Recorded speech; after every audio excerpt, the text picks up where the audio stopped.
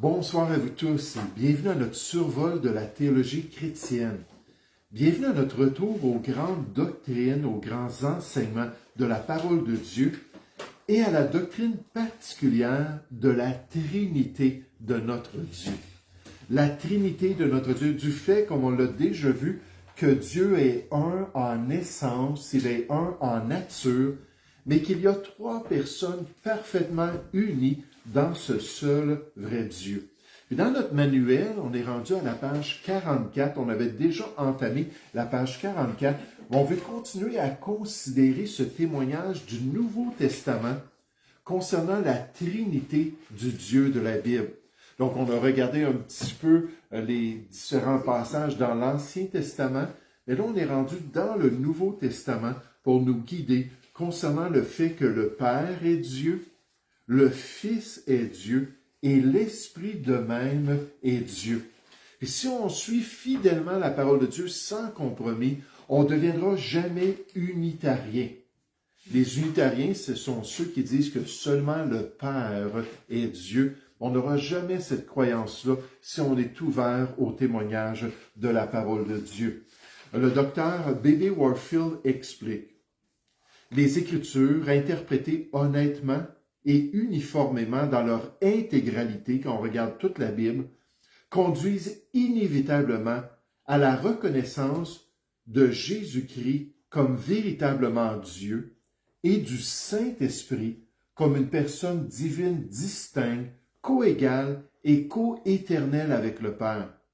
Isoler certains textes tout en ignorant le témoignage écrasant de l'ensemble est la méthode par laquelle on parvient à des conclusions unitaires, donc les unitariens, et non par une adhésion fidèle au conseil intégral de Dieu.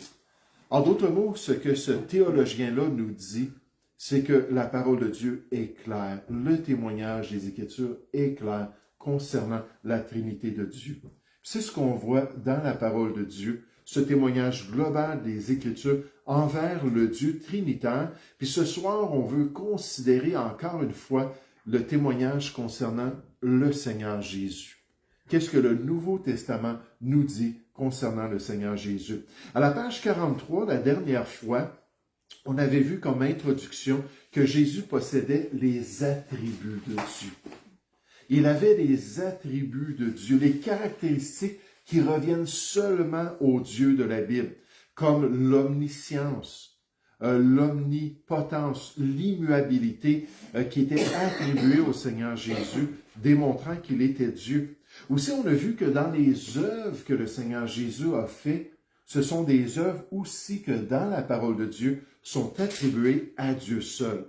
La création de toutes choses, des beaux passages comme Jean chapitre 1, verset 3, qui nous dit que Jésus a créé toutes choses. Colossiens 1 au verset 16, qui nous dit que toutes choses, les choses visibles et invisibles, ont été créées par lui. Et on rajoute pour lui. Donc pour lui-même, cette création-là. On nous parle du soutien de tout l'univers, que Jésus soutient l'univers entier par sa puissance.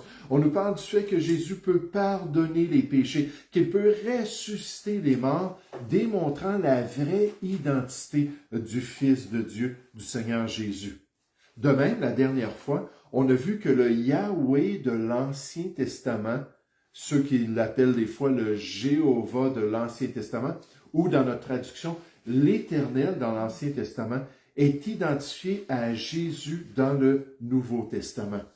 Aucune créature pourrait être identifiée à Dieu comme ça, comme on le voit dans le Nouveau Testament concernant le Seigneur Jésus. Ce soir, à la page 44, remarquez les noms spéciaux qui sont donnés au Seigneur Jésus. Oui? Yahweh, c'est le nom côté de Dieu, mais qu'est-ce que j'ai entendu de l'hébreu, c'est pour Jésus, c'est Yeshua. Oui. C'est genre Yeshua HaMashiach. C'est Oui, ça. oui, Jésus le Messie. Ouais. Mais il faut réaliser que quand on parle de l'Éternel, de Yahweh dans l'Ancien Testament, le tétragramme est le nom spécial de Dieu. Je pense qu'il paraît à 6200 reprises. C'est vraiment le nom principal. Mais on voit que dans les caractéristiques de ce personnage-là, les caractéristiques du Seigneur Jésus sont égales à lui. Là, on a regardé déjà ça, on ne reviendra pas sur ça ce soir, mais remarquez les noms spéciaux qui sont donnés au Seigneur Jésus à la page 44 de notre manuel.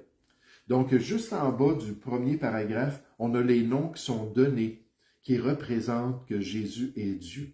Par exemple, l'alpha et l'oméga. L'alpha et l'oméga, est-ce que vous savez qu'est-ce que c'est que l'alpha et l'oméga? Le commencement et la fin. Oui, le commencement et la fin, oui, mais l'expression l'alpha puis l'oméga, c'est quoi exactement? La dernière lettre de l'alphabet. Oui, la première lettre puis la dernière lettre de l'alphabet grec. Dans l'Apocalypse chapitre 22, Jésus dit de lui-même qu'il est l'alpha et l'oméga, le commencement et la fin, le premier et le dernier.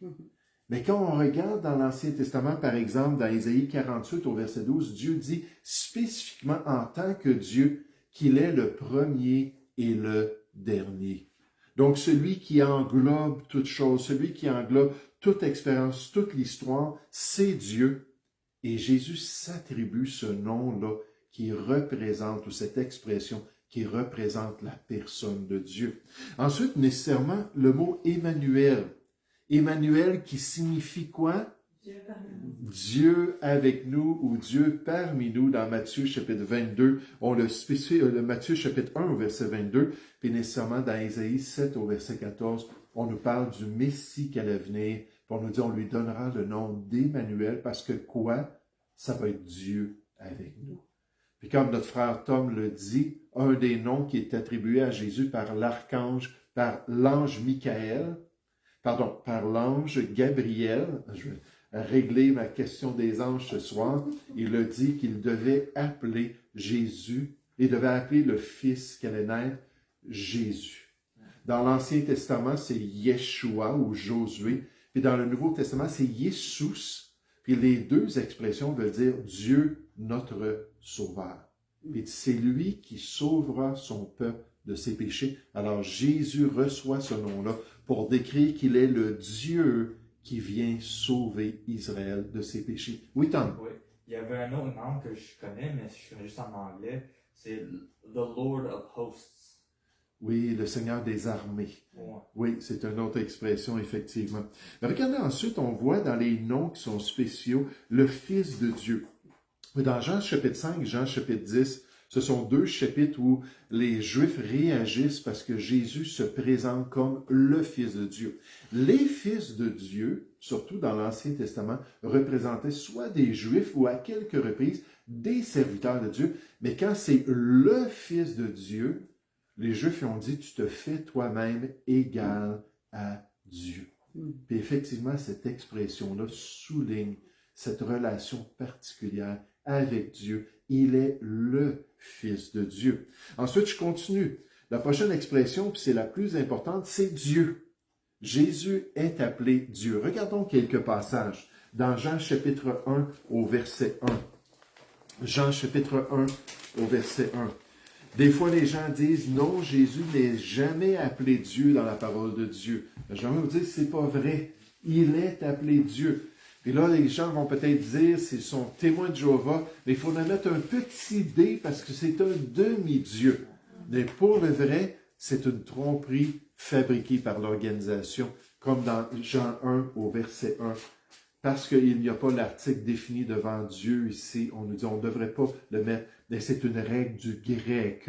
Puis là, je n'ai pas le temps d'embarquer là-dessus. J'ai tout fait une vidéo qui explique ça. Oui, Tom? Puis le nom qu'il avait dit, c'était I am. C'était pas Oui, mal. je suis. Oui, Ouais. donc il utilise cette expression qui reflète Jéhovah dans l'Ancien Testament. Donc, Jean 1.1, ça nous dit au commencement était la parole, et la parole était avec Dieu, et la parole était Dieu. Et nécessairement, là, on la présente comme ayant créé toutes choses, donc c'est vraiment la personne de Dieu. Verset 14, et la parole a été faite chair, et elle a habité parmi nous, pleine de grâce et de vérité, et nous avons contemplé sa gloire, une gloire comme la gloire du Fils unique venu du Père. Donc, qui est Dieu? Le Fils unique qui est venu du Père. Ici, on le dit clairement. Regardez juste quelques exemples où on voit ça dans Jean chapitre 20 au verset 28. Vous vous rappelez Thomas qui était dans le doute. Puis que quand on lui a dit que Jésus était ressuscité des morts, il a dit, si je ne mets pas mes doigts dans les trous de ses mains et ma main dans le trou de son côté, je ne croirai pas qu'il est ressuscité des morts. Et finalement, Jésus lui est apparu avec les autres apôtres, puis il a dit, regarde maintenant Thomas, puis mets ton doigt, puis mets ta main, puis crois. Puis là, regardez la réaction du Seigneur Jésus dans Jean chapitre 20, au verset 28. Thomas lui répondit, mon Seigneur et mon Dieu. Et il appelle Jésus son Seigneur, il appelle Jésus son Dieu. Et remarquez que Jésus n'a pas dit, non, non, non, ce n'est pas vrai, tu te trompes, tu exagères, c'est pas la réalité. Jésus a accepté cette désignation de sa personne comme étant Dieu lui-même. Romains chapitre 9, rapidement ce soir, juste quelques passages. Romains chapitre 9, où on nous parle du Seigneur Jésus au verset 5. Romains chapitre 9 au verset 5. Est-ce que Thierry, tu pourrais nous lire le verset 5? En anglais. Ah, ta version anglophone? OK, mais regarde, je vais le lire, puis tu liras le prochain. Et ça dit au verset 5, « Et les patriarches, et de qui est issu, selon la chair, le Christ, qui est au-dessus de toute chose. » En parlant du Christ, on dit « Dieu béni éternellement. Amen. » Dans la perversion des témoins de Jéhovah, la version du Monde Nouveau, savez-vous comment ils ont traduit cela? Ils ont traduit cela. Et les patriarches et de qui est issu, selon la chair, le Christ, qui est au-dessus de toute chose, que Dieu soit béni éternellement. Amen. Donc, il nous a envoyé le Messie qui est béni, mais que Dieu soit béni, pour faire une distinction, ce n'est pas dans aucun manuscrit de l'Épître aux Romains. Non, il est en train de décrire le Christ et il nous dit Dieu, Jésus est Dieu, béni éternellement, béni, qui est au-dessus de toute chose, Dieu béni éternellement. Amen. 1 Timothée 3,16. Thierry, peut-être que je vais te piéger avec cette référence-là. On va voir ta version, ce qu'elle dit. 1 Timothée 3 au verset 16. Vous allez comprendre pourquoi je dis ça. Et, sans contredit, le mystère de la piété est grand. Celui qui a été manifesté en chair, justifié par l'Esprit, vu des anges, prêché aux gentils, cru dans le monde, élevé dans la gloire. Quelle version as-tu? Je pense à Osterwald. Pardon? Je pense à Osterwald. Ah, l'Osterwald, d'accord. Ça me surprend parce que la version Osterwald que moi je connais ne dit pas cela. Mais avez-vous remarqué, on nous dit ici, et le mystère de la piété est grand. Mais là, celui qui a été manifesté en chair, il y a 202 manuscrits d'un Timothée. Puis dans 200 des 202 manuscrits, ça dit Dieu a été manifesté en chair. Justifié par l'Esprit, vu des anges, cru, prêché aux nations, cru dans le monde, élevé dans la gloire. Et il y a seulement 2 manuscrits du texte minoritaire, que moi j'appelle les vidanges des manuscrits grecs, le texte minoritaire qui dit celui qui a été manifesté en chair. 90% et plus nous disent que c'est Dieu qui a été manifesté en chair. Puis moi, je pense que le témoignage des Écritures est très, très clair. Puis merci Thierry de nous avoir lu ta version pour confirmer que c'est un des passages que dans les manuscrits, il y a des variantes. Mais je pense vraiment que la majorité nous le dit clairement. Regardez Tite chapitre 2. Tite chapitre 2. On parle de Jésus qui est appelé Dieu dans le Nouveau Testament. On a quelques exemples ici. Tite chapitre 2. On a dit au verset 13, « En attendant la bienheureuse espérance et la manifestation de la gloire de notre grand Dieu et Sauveur Jésus-Christ. » Dans la langue grecque, il y a une règle qui s'appelle la règle de Granville-Sharp. Cette règle-là nous dit que quand 2 noms sont associés avec une conjonction dans des caractéristiques particulières de la langue, que ces 2 noms-là sont unis ensemble pour représenter la même personne. Ici, dans Tite 2.13, c'est exactement ce qu'on voit dans l'original. Et ce que ça veut dire, c'est qu'on attend la bienheureuse espérance et la manifestation de la gloire, puis là, c'est une personne qui est décrite. Notre grand Dieu et notre Sauveur Jésus-Christ. C'est lui qui s'en vient et c'est lui qu'on va adorer un jour. Cette même règle-là se trouve dans 2 Pierre chapitre 1. Regardez avec moi 2 Pierre chapitre 1. Vous pouvez regarder les autres versets qui sont mentionnés et qui disent clairement que Jésus aussi est Dieu. Un des plus beaux versets, c'est Hébreux chapitre 1, verset 8. Juste, on va le sauter ce soir pour économiser un peu de temps. Puis c'est Dieu même qui appelle son Fils Dieu. Ô Dieu, ton Dieu t'a oint d'une huile supérieure à tes amis. Puis là, il explique ça. Ton trône, ô Dieu. Puis Dieu parle de Jésus et l'appelle Dieu. Mais dans 2 Pierre, chapitre 1, au verset 1, on nous dit, « Simon-Pierre, serviteur et apôtre de Jésus-Christ, à ceux qui ont reçu en partage une foi du même prix que la nôtre, par la justice de notre Dieu et du Sauveur Jésus-Christ. » Encore une fois, cette règle de Granville Sharp unit ces deux mots-là ensemble. Donc, la justice de Dieu, la justice du Sauveur Jésus-Christ, on nous parle de la même personne ici, et nécessairement, il est appelé Dieu. Donc, les noms particuliers qui sont donnés au Seigneur Jésus dans les Écritures. Le docteur Robert Raymond affirme la désignation de Jésus comme Dieu ou comme Théos dans le Nouveau Testament n'est ni fortuite ni poétique. Elle est théologique et délibérée. Les apôtres savaient exactement ce qu'ils faisaient, que Jésus partage l'essence même de la divinité. Le docteur John MacArthur continue. Lorsque les auteurs du Nouveau Testament font référence à Jésus comme Dieu, ils n'utilisent pas d'hyperbole ou de métaphore, ils déclarent qu'il est de la même nature divine que le Père, pleinement et éternellement Dieu. Et c'est pour ça qu'on doit honorer le Fils comme on honore le Père. Et la Bible nous dit que si on n'honore pas le Fils au même degré, au même niveau qu'on honore le Père, alors on n'honore pas du tout le Père, parce que c'est lui-même qui s'attend à ce qu'on donne cette vénération-là au Seigneur Jésus et qu'on puisse le glorifier. Remarquez dans nos notes ici que l'adoration est offerte au Seigneur Jésus. On n'ira pas voir les passages, peut-être juste un ou deux, puis ça, vous pouvez aller les consulter. Mais dans les Écritures, c'est très clair qu'il faut adorer Dieu seul. Même Jean, sur l'île de Patmos, lorsqu'il y a eu la grande révélation des derniers temps puis de la prophétie biblique, il était ébloui par le message, il s'est jeté à terre aux pieds du messager céleste, qui était une créature angélique, probablement Gabriel, qui est venu lui enseigner ces choses-là. Puis il s'est prosterné aux pieds de cet ange-là. Puis l'ange lui dit, non, arrête, je suis juste un serviteur de Dieu, adore Dieu seul.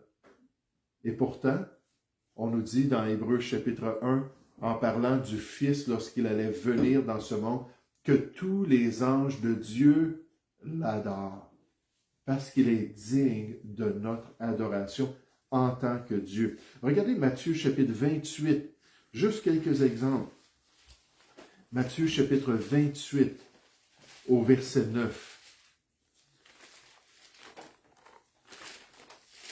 Après la résurrection, après s'être manifesté à ses apôtres, à ses disciples, on voit leur réaction, puis on voit comment Jésus réagit.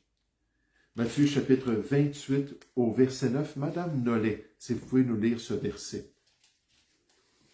Et voici, Jésus vint à leur rencontre et dit, « Je vous salue. » Elles s'approchèrent pour saisir ses pieds et elles l'adorèrent. Et elles l'adorèrent. Jésus ne les a pas repoussés. Jésus n'a pas dit non, adorez Dieu seul. Il a accepté cette adoration. Il y a un auteur, historiquement, qui a dit, on le voit juste un petit peu plus bas, Christus en latin, si non Deus, non bonus. Qu'est-ce que ça veut dire?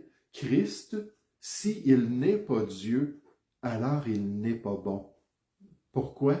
Parce qu'il a accepté l'adoration. C'est seulement Dieu qui peut accepter cette adoration. J'aime ce que C.S. Lewis disait toujours. Il dit, Jésus était soit un fou, S'il croyait qu'il était Dieu puis qu'il n'était pas Dieu, peut-être que ça n'allait pas dans sa tête, hein, qu'il était fou.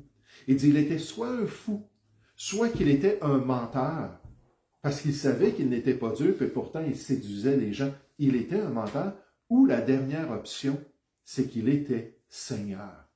Il était le Kurios, il était le Dieu du peuple de Dieu, celui qui était digne de l'adoration. Hébreux chapitre 1 au verset 6. Hébreux chapitre 1, Jésus était conscient qu'il était Dieu et il acceptait cette adoration, comme avec Thomas, on l'a vu tout à l'heure dans Actes chapitre 20, lorsqu'il le dit à Thomas, dans Jean chapitre 20, verset 28, lorsque Thomas le dit « Mon Seigneur et mon Dieu » et qu'il a accepté cette vénération. Chani, Hébreux chapitre 1, au verset 6. Et de nouveau, lorsqu'il introduit dans le monde le premier-né, il dit que tous les anges de Dieu l'adorent. On peut lire les versets 7 et 8 aussi. De plus, il dit des anges. Il fait de ses anges des esprits et de ses serviteurs une flamme de feu. Mais il a dit au Fils, ton trône, ô Dieu, est éternel. Le sceptre de ton règne est un sceptre d'équité. Ah, il faut lire les versets 9 aussi. Tu as aimé la justice et tu as haï l'iniquité. C'est pourquoi, ô Dieu, ton Dieu t'a oint d'une huile de joie au-dessus de tes collègues. Merci. Et puis nécessairement au verset 10, on cite le fait qu'il est différent de la création qu'il a fait, et c'est un passage qui parle de Dieu dans l'Ancien Testament. On l'attribue au Seigneur Jésus. Est-ce que vous avez des questions concernant la divinité du Seigneur Jésus? Concernant le fait que la Bible nous dit qu'il est Dieu. Encore, le docteur B.B. Warfield nous dit « Accepter l'adoration est un acte propre à Dieu seul. Dans toute l'Écriture, il est interdit aux hommes d'adorer quelque créature que ce soit. C'est de l'idolâtrie. Puis l'idolâtrie, c'est une abomination aux yeux de Dieu. » Et juste en passant comme implication, si on met quelque chose dans notre cœur et dans notre vie qui est plus important que Dieu, cette chose-là, c'est une idole. Je me souviens, mon pasteur qui avait travaillé au Tchad en Afrique, dans des grosses familles, il y avait une grosse assemblée là-bas, puis des grosses familles, il y avait beaucoup d'enfants, puis il travaillait avec ces parents-là, puis il travaillait avec les couples, il essayait de les aider à bien éduquer leurs enfants. Puis il est parti de ce pays-là après un coup d'État, où finalement le gouvernement a dit à tous les missionnaires américains, allez prendre l'avion, puis sortez d'ici tout de suite, sinon on vous jette en prison. Il a été escorté, lui et son épouse, avec des soldats qui étaient armés, puis ils l'ont escorté jusqu'à l'aéroport, puis ils ont pris un avion, puis sont partis à Paris, en France, pour chercher la face de Dieu. Mais il est parti de ce pays-là avec une conclusion, c'est que les enfants peuvent devenir une idole dans la vie des parents. Comme n'importe quoi d'autre, n'importe qui d'autre, n'est-ce pas? Où on va préférer plaire à notre mari, on va préférer plaire à nos parents, on va préférer plaire à quelqu'un d'autre, à un ami, plutôt que de suivre la volonté de Dieu. Puis qu'est-ce qu'un Pierre 3,15 nous dit? Il nous dit de sanctifier Christ dans notre cœur, de le mettre à une place spéciale dans notre vie. Jésus dit, si vous ne me préférez pas à vos parents, puis à votre épouse, puis même à vos enfants, puis à votre propre vie, vous n'êtes pas digne d'être mes disciples. Dieu ne veut pas de compétition. Il ne veut pas que quelqu'un d'autre soit plus important que lui dans notre cœur. Et c'est pour ça qu'on voit cette réaction du Seigneur Jésus. On voit que c'est à cause de qui il était, puis à cause qu'il mérite cette première place. Ainsi, toujours le docteur B.B. Warfield, lorsque nous voyons Jésus non seulement autoriser, mais même accepter implicitement l'adoration de ses disciples, nous avons une puissante indication de sa nature divine. Lui, véritablement homme, aurait réprimandé un tel acte comme étant idolâtre. Son acceptation implique sa conscience d'être divin, sa conscience qu'il méritait ce rôle-là dans la vie des gens. Le Dr. John MacArthur, Jésus acceptant un culte que tout juif pieux aurait abhorré. Abhorré, ça veut dire détester, haï, s'il n'était pas divin. Les anges refusent l'adoration, mais Jésus l'accepte. Cela seul constitue une déclaration de sa divinité, du fait que Jésus est notre Dieu, qu'il est digne de notre vénération. Est-ce qu'on a le temps d'embarquer dans la doctrine du Saint-Esprit ce soir? Je pense qu'on est quand même assez bon là. On va commencer cela. Mais la doctrine, pas du Saint-Esprit, mais la doctrine de la Trinité, qui implique le fait que le Saint-Esprit aussi est Dieu. Et vous savez, ce que je trouve un peu faible dans ce texte-là, avec cet auteur-là, puis je sais que c'est juste le survol, mais en général, quand on parle du Saint-Esprit, avant même de considérer s'il est Dieu, on va se poser la question, est-ce que le Saint-Esprit est une personne? Est-ce que le Saint-Esprit est vraiment une personne? Est-ce que c'est seulement une puissance, comme il est décrit comme une puissance? Est-ce que c'est seulement un être, pas un être, mais une manifestation de la capacité de Dieu? Mais c'est très facile à démontrer dans les Écritures que le Saint-Esprit est une personne. Mais là, on n'ira pas là ce soir. Oui, Tom, tu avais un commentaire? Ouais. Parce que moi, j'avais appris que le Saint-Esprit, c'est l'amour de Dieu. Puis que Jésus avait parlé à une des personnes qui apprenait un des pharisiens, il avait dit, comme genre, le Saint-Esprit, c'était comme le vent, tu sais pas où il s'en va ou qui va s'en venir, mais tu vas comme le sentir ou tu vas pas savoir quand il va. C'est ça. Donc, Tom cite Jean, chapitre 3, quand Nicodème est allé voir le Seigneur Jésus, puis Jésus lui a parlé de la nouvelle naissance. Il faut que tu naisses de nouveau.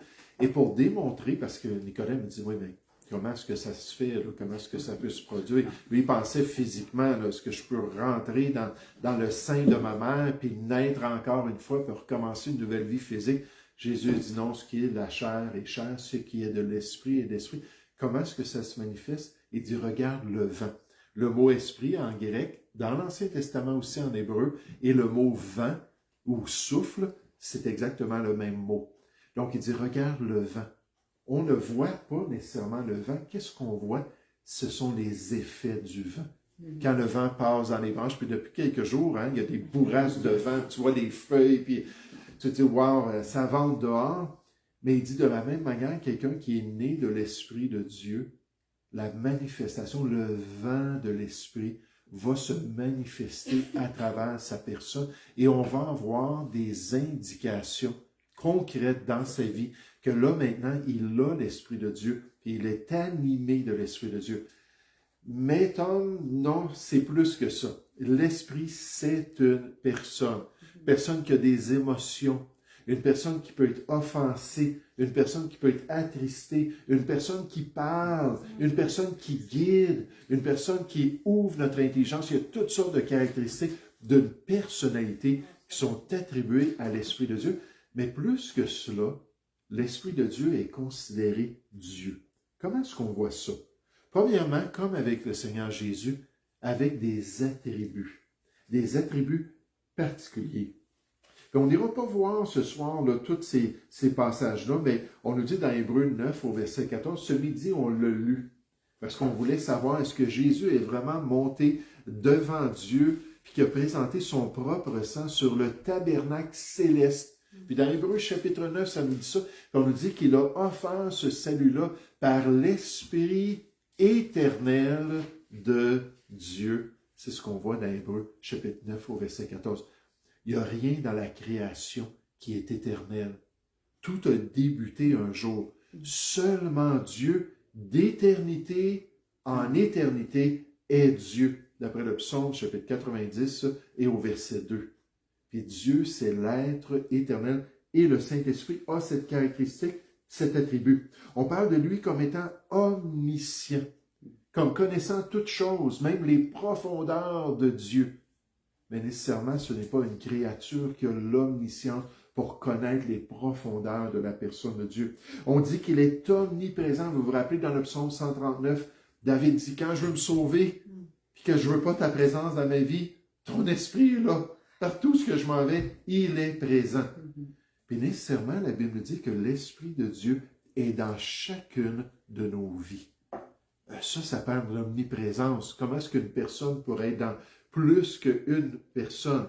Il faut qu'il soit omniprésent pour être dans la personne d'Anne, pour être dans la personne de Francine, pour être dans la personne de Tom. Mais oui, effectivement, l'Esprit est omniprésent. Il est partout.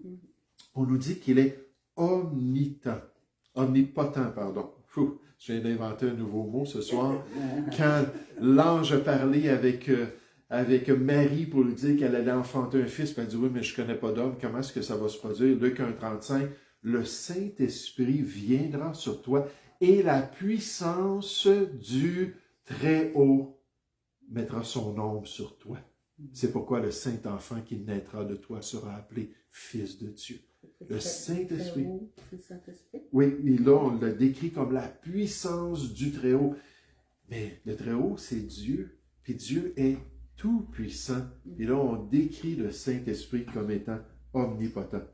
Donc, les attributs, on pourrait regarder encore une fois, c'est un petit survol, si on faisait la doctrine, la pneumatologie, qui est la doctrine de l'Esprit de Dieu, puis on regarderait tous les passages, c'est très clair que le Saint-Esprit est Dieu. Maintenant, une autre chose, c'est qu'il fait les œuvres de Dieu. Les œuvres de Dieu, lui, sont associées, puis ce sont des œuvres que seulement Dieu peut faire. Dans le psaume 104, on nous parle de l'Esprit qui crée les choses. Mais qui peut créer sinon Dieu? On avait vu, c'était dans Ésaïe 44, verset 24, la dernière fois. Dieu avait dit, « Seul j'ai créé toutes choses. Seul j'ai étendu la terre, seul j'ai étendu les cieux. Je suis le seul créateur. » Puis nécessairement, on a vu que Jésus est appelé créateur. Puis là, l'Esprit aussi est présenté dans cette œuvre-là de la création.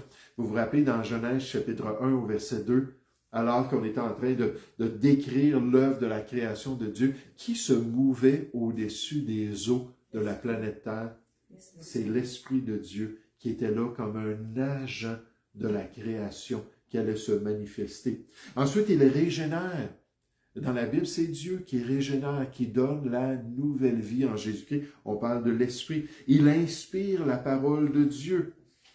2 Timothée 3,16, ça nous dit que toute écriture est inspirée de Dieu.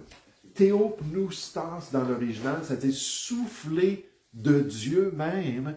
Et pourtant, on présente le Saint-Esprit comme étant celui qui a poussé ces gens-là à nous donner le message de Dieu. Il inspire la parole de Dieu. Il ressuscite les morts, d'après Romains chapitre 8 au verset 11. Les œuvres du Saint-Esprit sont représentées comme les œuvres de Dieu même.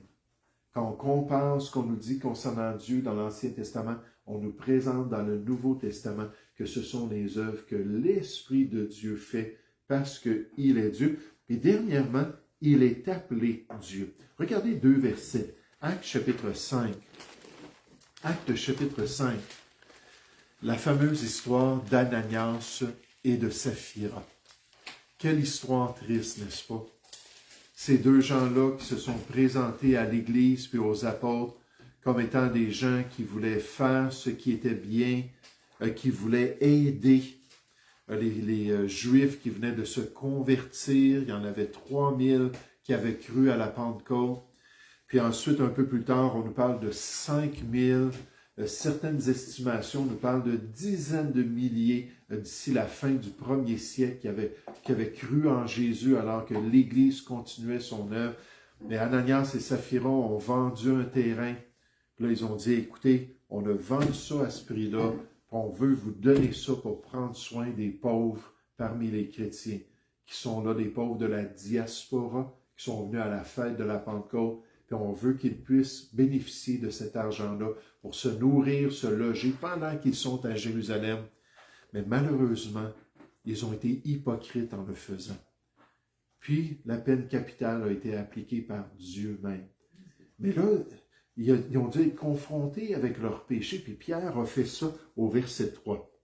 Pierre lui dit, « Ananias, pourquoi Satan a-t-il rempli ton cœur, au point que tu mentes au Saint-Esprit? » Juste en passant, J'ai essayé de mentir à l'électricité dans ma maison, ça n'a pas fonctionné. J'ai essayé de mentir là, à ma lumière, ça n'a pas fonctionné. J'ai essayé de mentir à mon ordinateur, à mon calorifère, à toute l'électricité qu'il y a ou toute la manifestation d'électronique. Ça n'a jamais menti. Ça n'a jamais fonctionné parce que ce ne sont pas des êtres, n'est-ce pas? Et là, on nous dit, tu as menti au Saint-Esprit. Tu as remarqué comment est-ce qu'on va décrire le Saint-Esprit et que tu as retenu une partie du prix du champ. S'il n'avait pas été vendu, ne te restait-il pas? Et après qu'il a été vendu, le prix n'était-il pas à ta disposition? Comment as-tu pu mettre en ton cœur un pareil dessein? Ce n'est pas à des hommes que tu as menti, mais à Dieu. Et là, il vient de dire, tu as menti au Saint-Esprit, tu as menti à Dieu. Puis il y a quelques passages dans le Nouveau Testament où on fait cette connexion-là, que quand on fait quelque chose à l'Esprit de Dieu, on le fait à Dieu lui-même. Parce que l'Esprit est Dieu. Par exemple, dans 1 Corinthiens, chapitre 3, verset 16, ça dit, « Ne savez-vous pas que votre corps est le temple de Dieu? » Dans 1 Corinthiens, chapitre 6, on nous dit, « Ne savez-vous pas que votre corps est le temple du Saint-Esprit? » Et pourtant, on nous dit que c'est Dieu et le Saint-Esprit qui sont dans notre vie. Et c'est comme ça qu'on l'associe à Dieu. 2 Corinthiens, chapitre 3, un dernier verset pour ce soir. 2 Corinthiens, chapitre 3. La prochaine fois, on va vraiment survoler. Alors que j'aime prendre les décrets de Dieu. Qu'est-ce que c'est les décrets de Dieu? C'est le fait qu'on voit dans les Écritures que Dieu, c'est un Dieu de structure, c'est un Dieu avec des objectifs, puis il décide des choses, comme dans l'éternité passée. L'agneau de Dieu était déjà déterminé dans l'éternité passée. On va parler de l'élection rapidement, on va parler de la prédestination, la souveraineté de Dieu sur tout ce qui se passe dans l'univers, sans attribuer à Dieu le mal qui se fait autour de nous. Ça, c'est une distinction très importante. Mais pourtant, à travers tout cela, puis avec la liberté humaine, on voit que Dieu a des décrets qui gèrent toute l'histoire humaine, puis qui gèrent notre vie, tout ce qui se passe dans notre vie. Mais on va vraiment passer à travers ça rapidement pour pouvoir ensuite terminer avec d'autres questions sur la personne de Dieu. Je pense que c'est un sujet qui est peut-être moins important, puis on va le regarder rapidement. 2 Corinthiens chapitre 3, verset 17. Or, le Seigneur, c'est l'Esprit. Je sais qu'il y a des versions qui ne le traduisent pas exactement comme ça, mais le Kurios, c'est Dieu qui est appelé Kurios, le Seigneur Jésus aussi, l'autorité suprême dans notre vie. Or, le Seigneur, c'est l'Esprit. Et là où est l'Esprit du Seigneur, là est la liberté. Nous tous, dont le visage découvert reflète la gloire du Seigneur, nous sommes transformés en la même image de gloire en gloire par l'Esprit du Seigneur. Donc, il y a comme un jeu de mots, que c'est le Seigneur, l'Esprit, mais en même temps, c'est l'Esprit du Seigneur. Donc, on nous parle de la personne de Dieu et que l'Esprit est Dieu et l'Esprit est digne de notre vénération. Pourquoi est-ce qu'il n'y a pas plus de passages? On n'a pas regardé tout. Mais pourquoi est-ce qu'il n'y a pas plus d'indications qui décrivent l'Esprit de Dieu? Mais Dieu nous a dit dans ses décrets qu'il a choisi que le nom qui serait au-dessus de tout nom, ce serait le nom du Seigneur Jésus. Jésus, dans Jean chapitre 14 et dans Jean chapitre 16, nous parle de l'Esprit de vérité qui allait venir glorifier Jésus et qui ne parlerait pas beaucoup sur lui-même. Et c'est pour ça qu'on n'a pas autant d'informations, mais juste assez d'indications pour nous montrer que cet esprit-là, avec les caractéristiques de Dieu, cet esprit-là, avec les agissements de Dieu, cet esprit-là qui est comparé à Dieu dans ses noms, puis dans cette description-là qu'on lui donne, que cet esprit-là aussi est Dieu. Puis il est digne de notre vénération. On s'arrête avec ça ce soir. La prochaine fois, on regarde les décrets rapidement. Regardez combien est-ce qu'on a de pages. Oh, vous les avez pas, vous. Je les ai pas imprimés encore. Et c'est de 45 à 51. 45 à 51, on fait ça dans une soirée. On va juste sauter ici et là pour comprendre un peu c'est quoi les décrets, puis surtout voir comment Dieu est souverain sur toutes choses. On va prier ensemble. Père Céleste, on veut te remercier pour cette soirée que tu nous donnes. On veut te remercier pour les vérités de ta parole, les doctrines chrétiennes. Et merci Seigneur que ta parole ne change pas. Père, lorsqu'on pense par exemple au catholicisme, avec les déclarations papales, avec les bulles papales, avec les décrets des conciles et tout ce qui est devenu des dogmes du catholicisme, Père, combien de fois ces choses-là ont changé à travers l'histoire.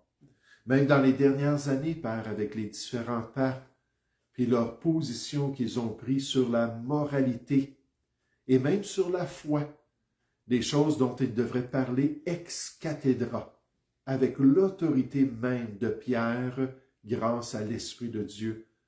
On voit que bien souvent leurs positions personnelles sont totalement contradictoires. Et Père Céleste, la parole de Dieu, elle, ne change pas. Merci pour ce roc solide dans notre vie.